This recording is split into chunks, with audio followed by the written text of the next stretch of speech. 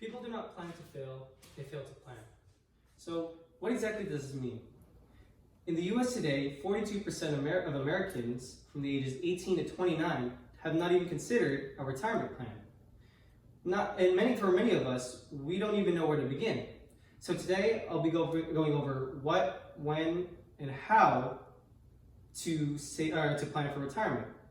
Now, in order for us to go over these topics, I gotta let you all know what a retirement plan is. So, what is a retirement plan?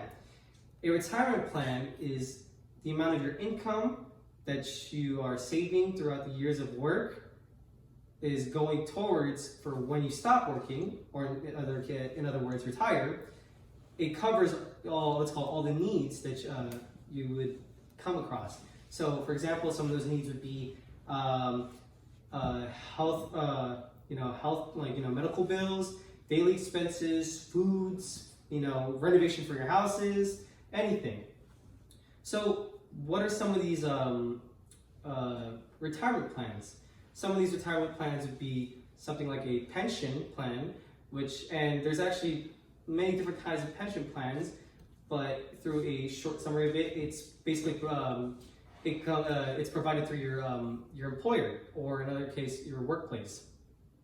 Number two would be through Social Security, and this is basically through the government that you contribute, as well as working at least 40 quarters and 10 years, or 10 years in other words. Number three is private savings plans. So this is basically the money that you fund or provide it yourself through investment companies or banks. You get to pick and choose what you want and what kind of plan you want to put it in through these types of plans. So, when is the right time to start saving for retirement? And the answer to that is actually right now. So, why is the time right now? Well, you need time for your money to grow. That's why some parents, what they do is they actually start funding their children's private savings plans. So at a young age, so by the time that they have reached an age for them to receive an income, a steady income, they can actually start funding that themselves. I know for my scenario, in my case, that my mom, she actually started funding my plans when I was 2 years old.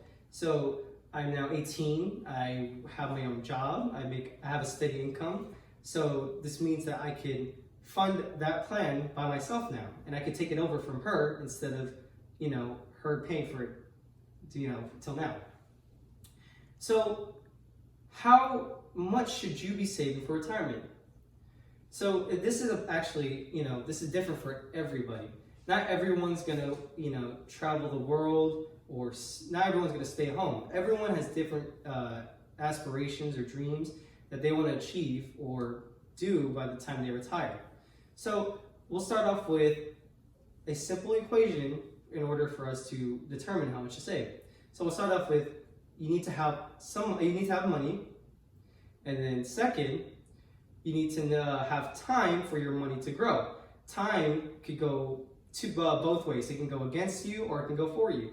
The less time that you have, the more money you're going to have to put in order to hit your requirement. Or the opposite, the more time you have, the less money you have to put in to hit your requirement.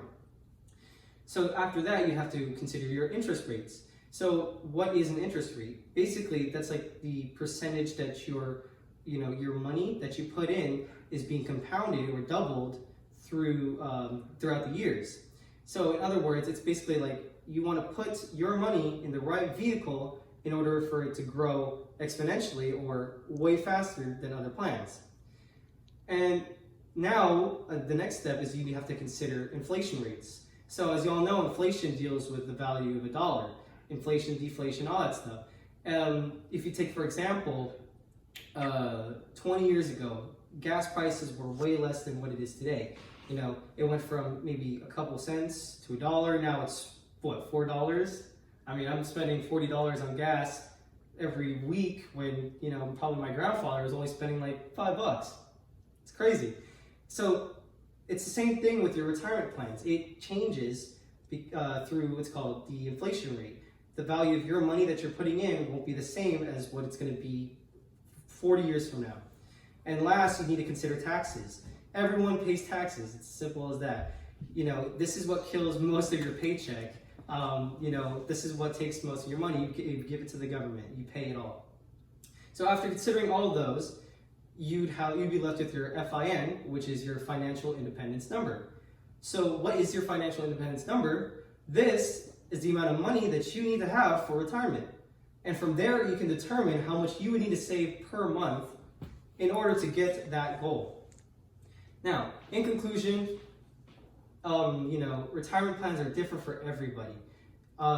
Just remember that you need to know, you need to have money, you need to know how much time you have, you need to consider how much your money's growing through the interest rates, you need to know how inflation's impacting it and taxes are impacting it, and then you'll get how much you need to achieve in order to retire properly and safely. Thank you.